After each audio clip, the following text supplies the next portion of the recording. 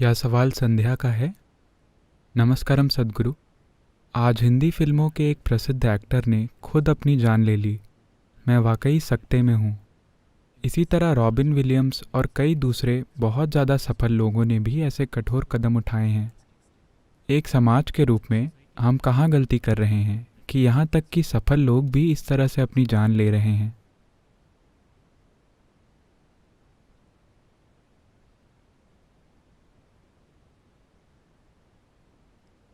तो हर दिन, माफ कीजिए, हर साल 8 लाख लोग आत्महत्या कर रहे हैं।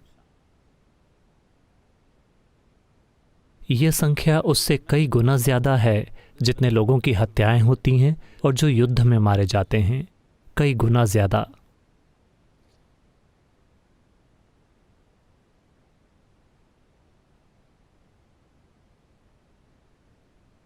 बात बस इतनी है कि मैं नहीं जानता कि ये एक्टर या एक्ट्रेस कौन है।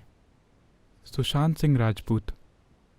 वैसे मेरा मतलब, मैं बस कुछ ही नामों को जानता हूं, तो मैं नहीं जानता। मुझे माफ कीजिए। ये जो भी हैं, मेरा मतलब, मैं इस इंसान के बारे में कुछ नहीं कहना चाहता। ये अफसोस की बात है क्योंकि हम उनके जीवन के बारे में कुछ भी नहीं जानते। लेकिन ये क्यों हो रहा है कि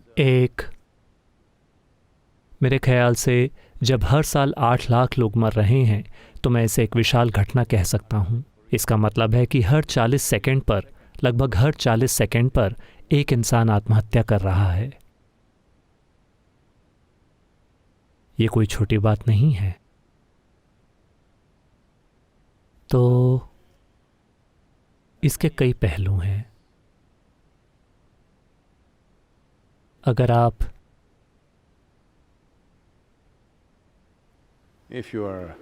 क्योंकि लोग अभी, अगर वो किसी ऐसे व्यक्ति को खो देते हैं जो उन्हें प्रिय है या जिसका वो आदर करते हैं, तो अभी वो एक भावुक अवस्था में हैं। वे इसे वैसे नहीं देखेंगे जैसे इसे देखना चाहिए। लेकिन अगर आप इसे देखने को तैयार हैं, बस एक जीवन के रूप में, एक व्यक्ति के रूप में नहीं,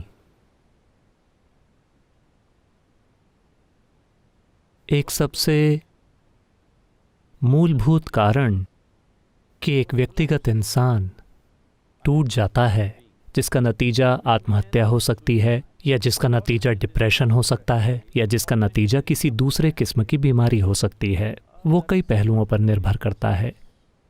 लेकिन मूल रूप से ये टूटना है। जीवन नहीं टूटा। जीवन का टूटना वो अलग बात है। वो काल भैरव का काम है। आप उनका काम नहीं करना चाहते। आप उनसे आगे जाकर इसे खुद करना चाहते हैं। तो इसके साथ करुणा से पेश आना होगा। मैं वो बहुत अच्छी तरह जानता हूं। ऐसा नहीं है कि मुझ में कोई करुणा नहीं है। ये एक संवेदनशील मामला है। लेकिन मैं चाहता हूं कि आप इसे बस वैसे ही देखें जैसा ये है, अगर आप जानना चाहते हैं कि ये क्या है। वरना जब कोई आत्महत्या करता है या जब कोई मरता है, आप भावुक हो जाते हैं। आपको लगता है कि ये दुनिया का अंत है। 3 दिनों के बाद आप अपने सामान्य जीवन में वापस चले जाएंगे। हर चीज चलती रहेगी और आप इस बारे में भूल जाएंगे। और एक बार फिर जब कोई मरता है, फिर वही भावनाएं, वही संघर्ष, उसी मुकाम पर वापस। तो समय आ गया है कि आप इसे बस एक जीवन के रूप में देखें, एक व्यक्ति के रूप में नहीं, खासकर एक ऐसे व्यक्ति के रूप में नहीं जो आपका करीबी था या आपको प्रिय था या जिससे आप प्यार करते थे। इसे उस तरह मत देखिए, बस जीवन की तरह। कोई जीवन ऐसा क्यों करता है? इसमें कई कई परतें हैं। एक बुनियादी पहलू ये है कि जीवन का अनुभव सुखद नहीं है, क्योंकि अभी हमारे जीवन के अनुभव को किसी और चीज का बंदी बना दिया गया है। दुनिया में सफलता का बंदी, या पैसों का, दौलत का, रिश्तों का, बहुत सी चीज़ों का, इतनी सारी चीज़ों का बंदी बना दिया गया है। अगर बाजार गिर जाता है तो लोग आत्महत्या कर लेंगे। अगर एक लव अफेयर टूट जाता है तो कोई आत्महत्या कर लेगा, अगर वो अपनी दौलत खो देते हैं तो वो आत्महत्या कर लेंगे, क्योंकि जिसे आप इंसान कहते हैं वो दुर्भाग्य से इन सब चीज़ों का एक कोलाज है। मेरा पैसा, मेरा घर, मेरा परिवार, मेरे रिश्ते, मेरी जॉब और मेरा ओहदा, मेरी शोहरत, मेरा नाम, इन सब का कोलाज। तो इसका मतलब कोलाज यानी कुछ टुकड़ों को हल्के से साथ में रखा गया है। ये किसी भी समय बिखर सकता है। अगर उस तस्वीर के एक हिस्से को कोई जला देता है तो ये टूटकर बिखर जाएगा। तो मैं जानता हूं कि कई सारे सवाल उठेंगे। थोड़े समय में मैं सभी पहलुओं पर बात नहीं कर पाऊंगा। मेरे ख्याल से हमने डेथ बुक में इस पर चर्चा की है, विस्तार की उस हद तक जहां मैं लोगों को अपना दुश्मन न बना लूं। हाँ, क्योंकि ज्यादातर मानवता जीवन को आंख से आंख मिलाकर देखने को तैयार नहीं है। उन्हें ड्रामा चाहिए। तो जिस हद तक इसे एक सार्वजनिक मंच पर प्रस्तुत करना संभव है, हम उस किताब में उस हद तक और उससे थोड़ा आगे गए हैं, आत्महत्या और इन सारे पहलुओं के बारे में। बहुत सरल शब्दों में कहें तो जीवन है। जीवन यानी वो चीज़ें नहीं जो आपके जीवन में होती हैं। जीवन कोई ड्रामा नहीं है जो आपके आसपास चल रहा है। जीवन एक बुनियादी चीज़ है जो आपके भीतर घटित हो रही है। ये जीवन अपने ही कुछ खास सिद्धांतों और नियमों के आधार पर चलता है। और अब आपके चारों ओर एक दुनिया है, एक समाज है। ये अपने ही सिरफिरे सिद्धांतों पर चलता है जो तरल हैं और हर समय बदलते रहते हैं। आज अगर आप एक चीज करते हैं तो लोग तालियां बजाएंगे उसी चीज के लिए। 100 साल बाद वो आपकी बुराई करेंगे। अभी एक आंदोलन चल रहा है। ये सभी जातिवादी एक समय पर वो बहुत प्रसिद्ध थे, वो महान नेता थे।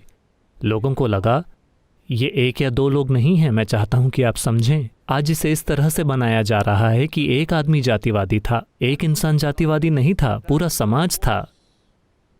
एक इंसान ने ज्यादा लोगों को मारा, ज्यादा लोगों को पकड़ा, ज्यादा लोगों को गुलाम बनाया, तो वो एक हीरो था। इसीलिए हमने उसकी मूर्ति लगाई। उस समाज में वो एक महान हीरो था, क्योंकि एक जातिवादी का मतलब है कि वो किसी एक के खिलाफ है लेकिन किसी दूसरे की सेवा करता है। अगर मैं आपको लूटता हूं और उसे इस इंसान को देता हूं तो ये इंसान खुश है। वो सोचता है कि मैं एक शानदार आदमी हूं। उसे रॉबिन हुड कहा जाता है। तो जब लोगों ने जाकर दूसरे देशों से दौलत चुराई तो उनके देश के लोगों ने तालियां बजाईं और कहा कि ये शानदार बात है। वो काफ़ी नहीं था उनकी दौलत चुराना, तो हम लोगों को भी चुरा कर ले आए। लोगों ने कहा ये बहुत बढ़िया है, ये लोग मुफ्त में काम करेंगे। लोगों ने कहा ये बढ़िया है। कृपया समझिए, वो एक अकेला आदमी नहीं था, एक अकेला गुलामों का व्यापारी। पूरे के पूरे समाज ने गुलामी के फ़ायदों का लाभ उठाया। इसमें कोई सवाल ही नहीं है, हम उससे बच नहीं सकते। तो उसी तरह से एक समाज में, किसी भी समाज में, ये किसी एक खास इंसान या किसी खास समाज के बारे में कमेंट्री नहीं है। हर समाज में ऐसा कुछ होता है। कुछ बिल्कुल असहनीय स्तर पर हैं, दूसरे संभालने लायक स्तर पर हैं, लेकिन हर समाज में ऐसा कुछ न कुछ है। मेरे साथ ऐसा बहुत छोटी उम्र में हुआ, जब मैं शायद 10-11 साल का था। 11 साढ़े 11 की उम्र तक मैं जीवन को इस नज़रिए से देखने लगा कि क्या न्याय है, क्या अन्याय है। मैंने पाया कि मेरे पिता बहुत अन्यायी हैं। मैंने पाया कि मेरी माँ बहुत अन्यायी हैं। मैंने पाया कि मेरी बहनें और मेरा भाई बहुत अन्यायी हैं। मैंने पाया कि राजनीतिक तंत्र बहुत अन्यायी है। मैंने पाया कि सामाजिक परिस्थिति बहुत अन्यायी है। मैंने देखा कि वैश्विक परिस्थिति बहुत अन्यायी है। मुझे हर चीज़ अन्याय जैसी लगी। जैसे जैसे मैंने हर चीज़ में अन्याय देखा, धीरे धीरे मैं गुस्सा गुस्सा गुस्सा गुस्सा होता चला गया। कोई अचरज नहीं कि संयोग से आज चे का जन्मदिन है। मैं उसके बारे में जाने बिना ही उसमें चला गया। तो चे गेवारा एक बड़ी प्रेरणा बन गए। मैं हथियारबंद संघर्ष में शामिल होना चाहता हूं क्योंकि मैं सारे अन्यायी लोगों को मारना चाहता हूं। आप उन सारे लोगों को मारना चाहते हैं जो दुनिया में अन्याय फैला रहे हैं। यही सुब्रमण्यम या कार्तिकेय ने किया। वो हजारों लोगों की हत्या करते चले गए। जहां भी उन्हें अन्याय दिखा, हत्या हत्या हत्या। फिर उन्हें एहसास हुआ कि अगर आप इस तरीके से चलते हैं तो आपको पूरी दुनिया की हत्या करनी होगी, क्योंकि हर चीज में थोड़ा बहुत अन्याय है। मैं आश्रम के अंदर भी बहुत से लोग शिकायत कर रहे हैं कि इस जगह पर कितना अन्याय होता है।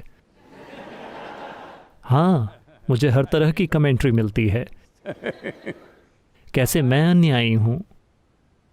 क्योंकि परफेक्ट न्याय जैसी कोई चीज नहीं होती जो हर किसी को खुश कर दे।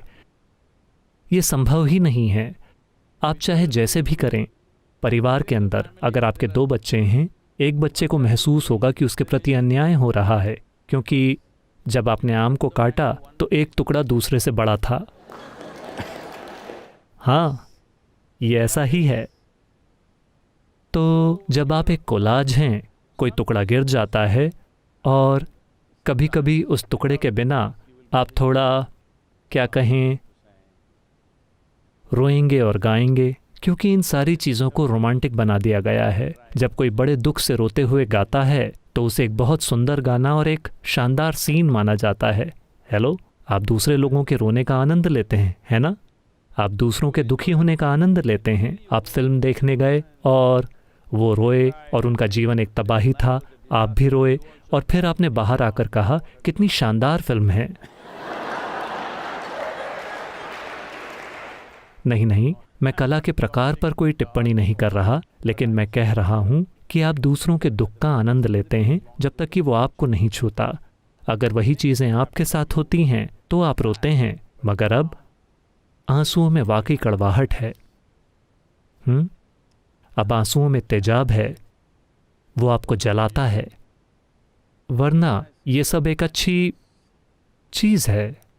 तो मैं आपसे ये इसलिए कह रहा हूं क्योंकि सद्गुरु, जब एक युवा आदमी ने आत्महत्या कर ली है, क्या आपको इतना निर्मम होना चाहिए? इसीलिए मैंने आपसे कहा, मैं इस व्यक्ति के बारे में बात नहीं कर रहा हूं या किसी भी एक व्यक्ति के बारे में। जीवन को वैसे देखिए जैसा वो है। जीवन चल रहा है अपने ही एक सिद्धांत और एक नियम के साथ। अब आपने एक समाज बनाया है जो बहुत सी चीज़ों का एक कोलाज है। कोई नहीं जानता कि आखिर ये है क्या। अब आप इस पूरे समाज को लेते हैं और उसे अपने मन में छाप लेते हैं। तो आपके पास एक मन है जो बिल्कुल समाज के जैसा है, मगर ये समाज की सटीक परछाई भी नहीं है। समाज की आपकी अपनी विकृतियां। देखिए, आप समाज के बिना नहीं जी सकते, मगर समाज में आपके दुख के लिए बहुत सी चीज़ें हैं। जब वो आपके खिलाफ काम करता है तो आप दुखी होते हैं, जब वो आपके पक्ष में काम करता है तो आप उसका मज़ा लेते हैं। ये चल रहा है। तो आपके पास एक मन है, विचार और भावनात्मक ढांचा है, और आपके पास एक जीवन है। ये कुछ ऐसा है।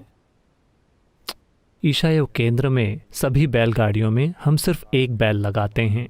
अगर आपको पता ना हो तो ये तमिलनाडु में एक नई चीज़ है। सिर्फ कर्नाटक में एक बैल वाली बैलगाड़ियाँ होती हैं। तमिलनाडु में एक बैल वाली कोई बैलगाड़ी नहीं होती, हमेशा 2 बैल होते हैं।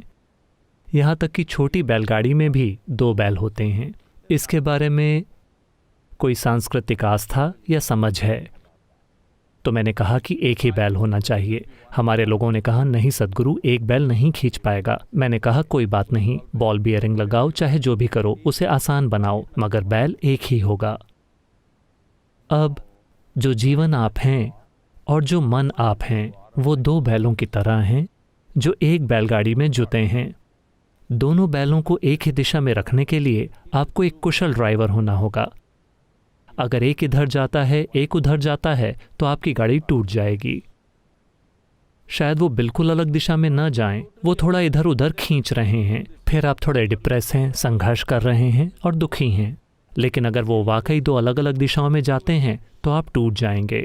हर कोई नहीं टूटेगा, दुर्भाग्य से 8 लाख लोग हर साल, मैं नहीं जानता, वो कहते हैं कि 2 लाख से अधिक लोग 20 से 29 साल की उम्र के बीच होते हैं।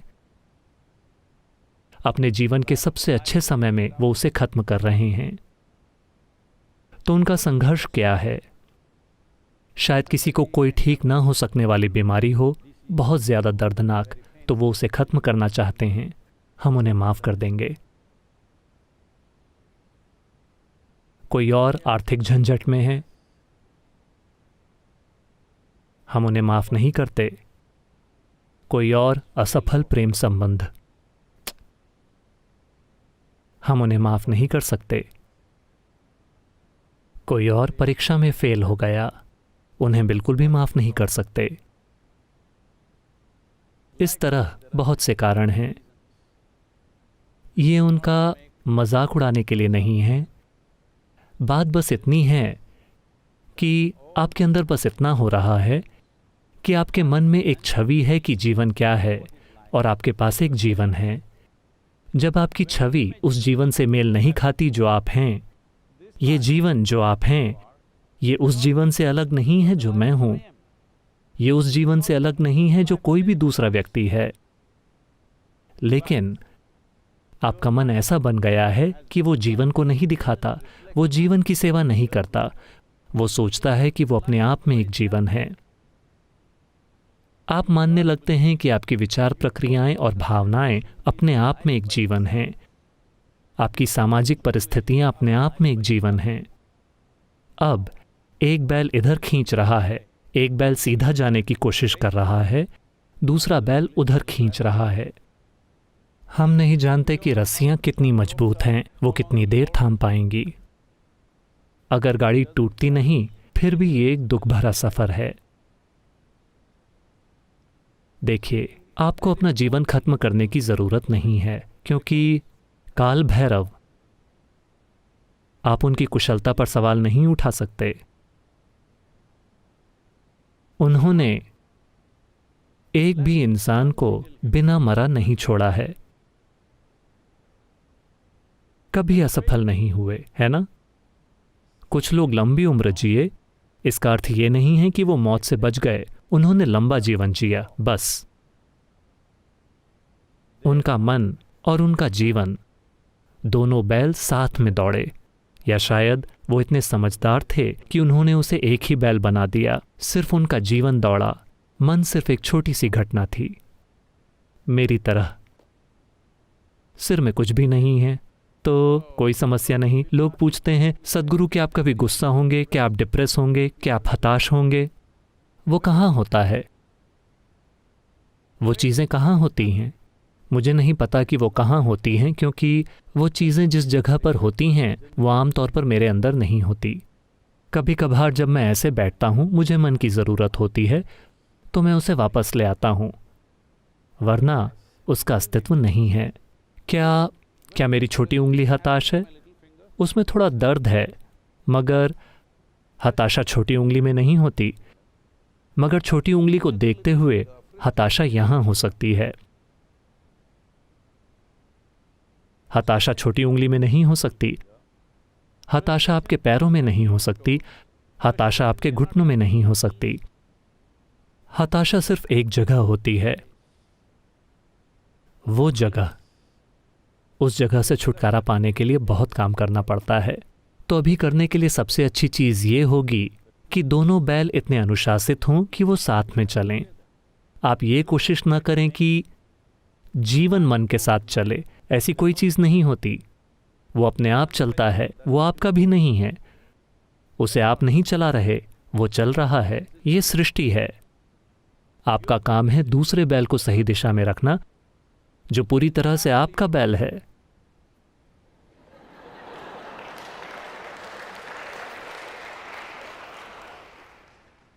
आप समझ रहे हैं ना? ये पूरी तरह से आपका बैल है। आपने इसे बनाया है। आपने जिस बैल को बनाया है उसे इस बैल के साथ चलना चाहिए। आपके बैल को इस बैल की परछाई होना चाहिए। आपका बैल परछाई खड़ी हो गई है और अपनी ही बकवास कर रही है। साफ है कि समस्या होगी।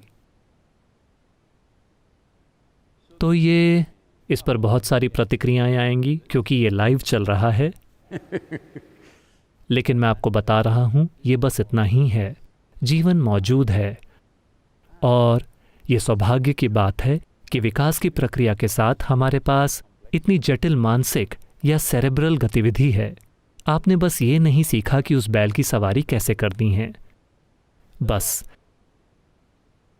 आप उसे दुख कह सकते हैं, आप उसे निराशा कह सकते हैं, आप उसे डिप्रेशन कह सकते हैं। सभी डिप्रेशन क्लब मेरे पीछे पड़े हुए हैं पिछले 2-3 सालों से, क्योंकि मैंने ऐसा कुछ कहा था। मैं एक बार फिर कह रहा हूं,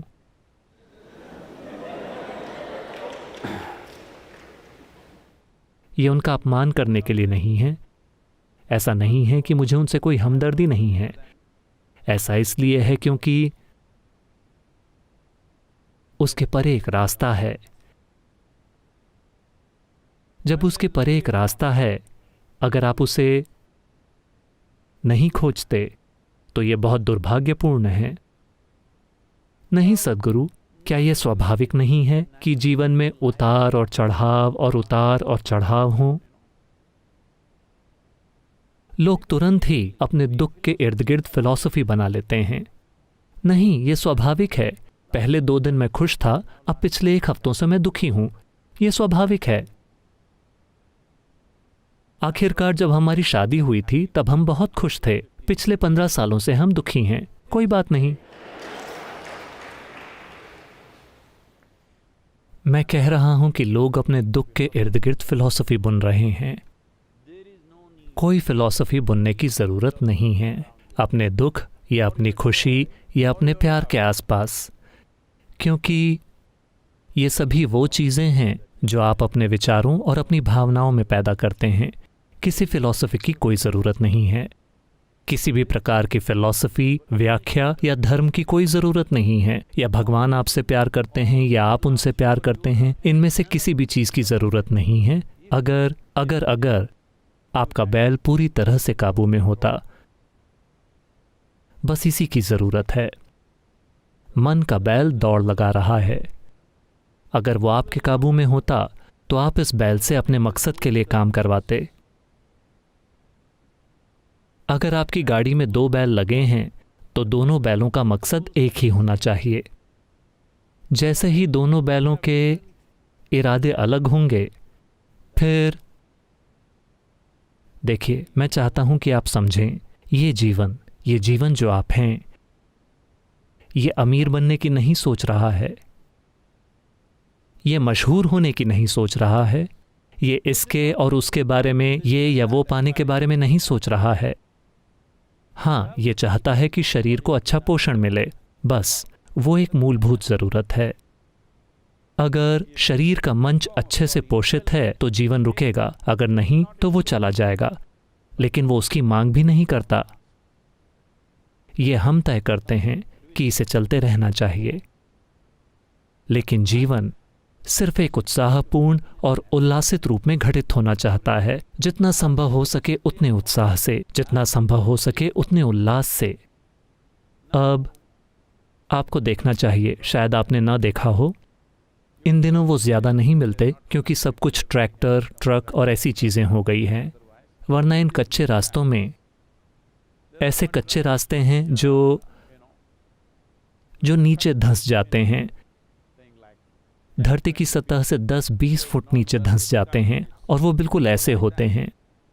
आप देखेंगे कि बैलगाड़ी चलाने वाला गाड़ीवान कैसे वो दोनों बैलों को साथ रखने के लिए संघर्ष करता है, क्योंकि जब जमीन समतल नहीं होती तो बैल थोड़े उलझन में पड़ जाते हैं। एक इधर जाना चाहता है, एक उधर जाना चाहता है। एक अपने आराम के मुताबिक चल रहा है, दूसरा अपना आराम खोजने की कोशिश कर रहा है क्योंकि जमीन ही वैसी है।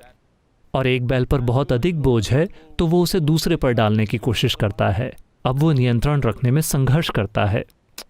वो कितना कुशल है, इसी से यह तय होगा कि वो कितनी सफलता से उस झंझट से बाहर निकलेगा।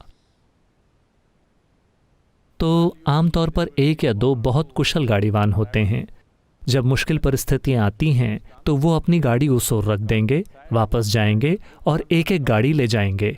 वही गाड़ीवान क्योंकि वो साफ तौर पर जानते हैं कि कठिन इलाकों में बैलों को संभालने में हर किसी की एक जैसी क्षमता नहीं होती।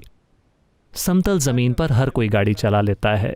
समतल जमीन पर चाहे वो खींचतान कर रहे हों तब भी आपको पता नहीं चलता, क्योंकि गाड़ी सीधी जा रही है। यही वजह है कि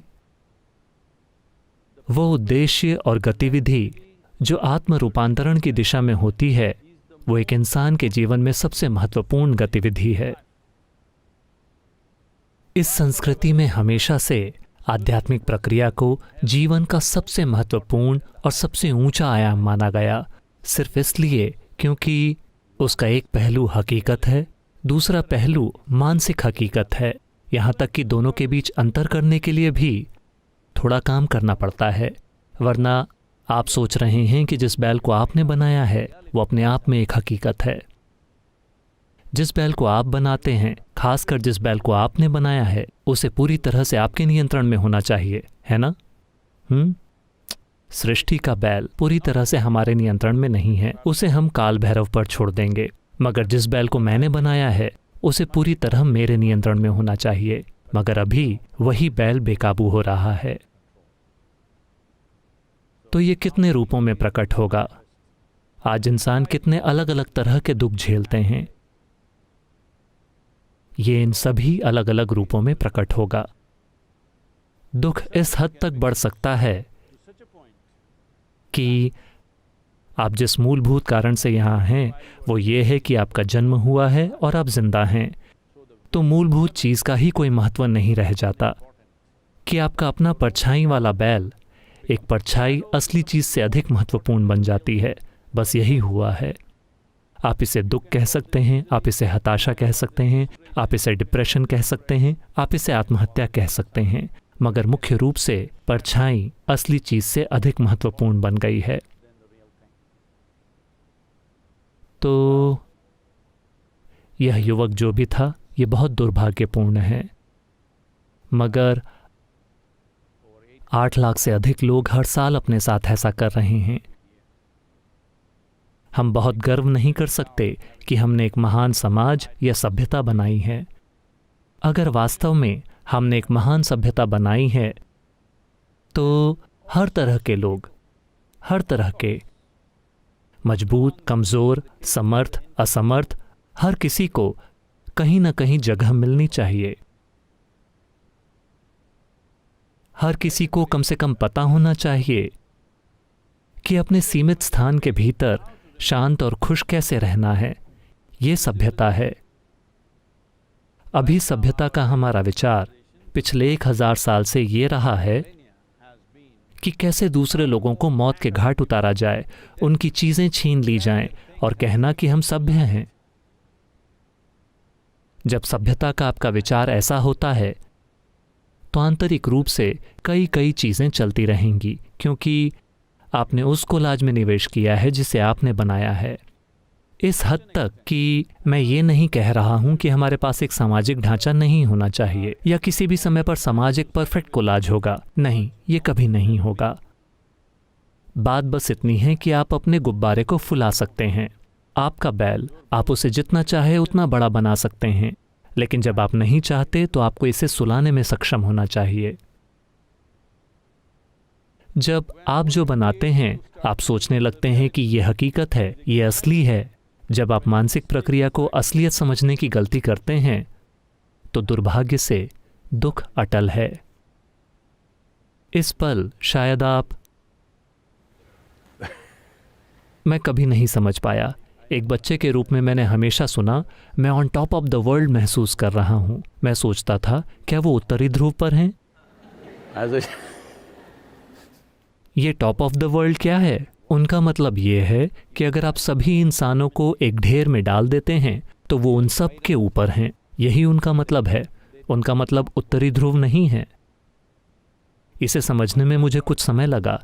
जब भी लोगों ने कहा मैं on top of the world हूं, मैंने कल्पना की कि शायद वो उत्तरी ध्रुव पर नाच रहे हैं, क्योंकि बहुत कम उम्र से ही मैं भूगोल का शौकीन था। तो मुझे थोड़ी देर से समझ आया कि ये लोग कल्पना कर रहे हैं कि हर दूसरा इंसान उनसे नीचे है। वही टॉप ऑफ द वर्ल्ड है। जब ये आपका सपना है तो दुख अटल है। ये बहुत साफ होना चाहिए कि ये मैं जो कह रहा हूं वो किसी एक व्यक्ति के बारे में कमेंट्री नहीं है। ये आपके अस्तित्व की प्रकृति है।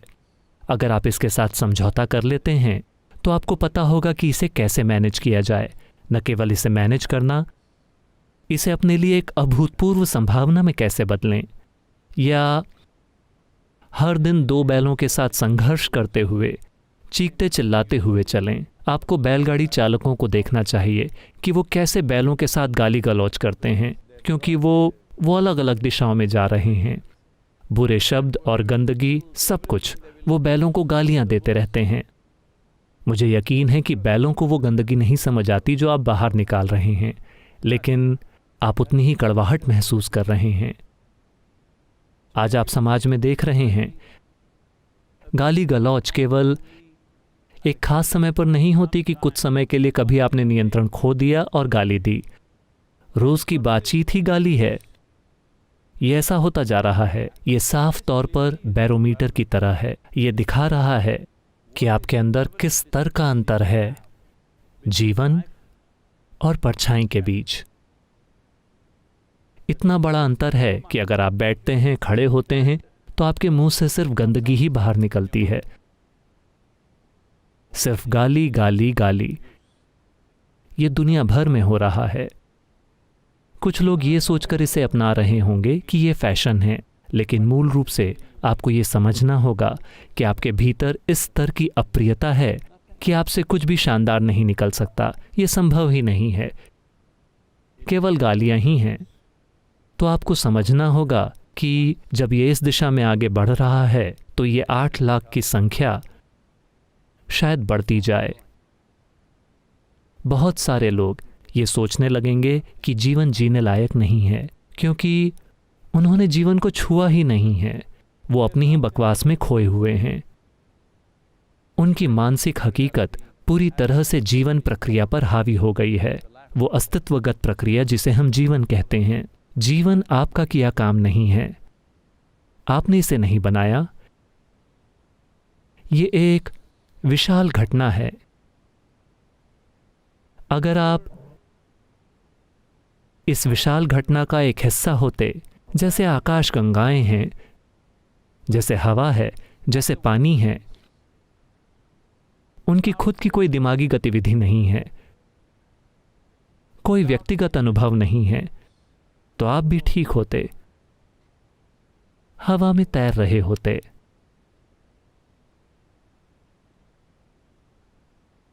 अस्तित्व ने आपको एक व्यक्तिगत अनुभव दिया, हालांकि आप कुछ भी नहीं हैं। इस ब्रह्मांड में आप वास्तव में कुछ भी नहीं हैं, कुछ भी नहीं, एक कण। इसने आपको एक व्यक्तिगत अनुभव दिया है। आप यहां बैठ सकते हैं और खुद को एक अलग इकाई के रूप में अनुभव कर सकते हैं। इसके लिए शब्द ही नहीं है, इसके लिए शब्द ही नहीं है कि यह सृष्टि कितनी शानदार और कितनी विस्तृत है। इस ब्रह्मांड में आप धूल का एक कण भी नहीं हैं, एक सूक्ष्म कण, आप वो भी नहीं हैं। इस तरह के कण के लिए एक व्यक्तिगत अनुभव है, और अभी चूंकि आपने इस व्यक्तिगत अनुभव को बहुत गंभीरता से ले लिया है और आप इसका बहुत दुरुपयोग कर रहे हैं, आपका दुख, आपकी निराशा, आपका डिप्रेशन, दुर्भाग्य से आत्महत्या, ये भी इसका एक नतीजा है। लेकिन बहुत से लोग कहीं ज्यादा दुख के साथ जी रहे हैं उन लोगों के मुकाबले जिन्होंने असल में आत्महत्या कर ली, लेकिन वो जिंदा रहना जारी रखते हैं, क्योंकि एक बैल बहुत मजबूत है, वो हार नहीं मान रहा है। हाँ, किसी कारण से जीवन ऊर्जाएं बहुत मजबूत हैं, वो हार नहीं मानेंगी। ये 8 लाख लोग ऐसे हैं जो सफल हो गए। 8 लाख लोगों के लिए मुझे यकीन है कि कम से कम 3 गुना या 4 गुना या 5 गुना लोग ऐसे होंगे, मुझे असली संख्या नहीं पता, जिन्होंने आत्महत्या की कोशिश की। असफल केस भी हैं, बहुत बड़ी संख्या में। तो ऐसा इसलिए क्योंकि जीवन मजबूत था और उसने हार नहीं मानी। हालांकि मन वहां जाना चाहता था, लेकिन जीवन मजबूत था। आपके विचार और भावनाएं वहां जाना चाहते थे, लेकिन जीवन मजबूत था और वो कायम रहा।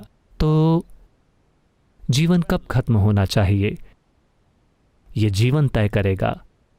लेकिन जिन भी कारणों से उन्होंने आत्महत्या की,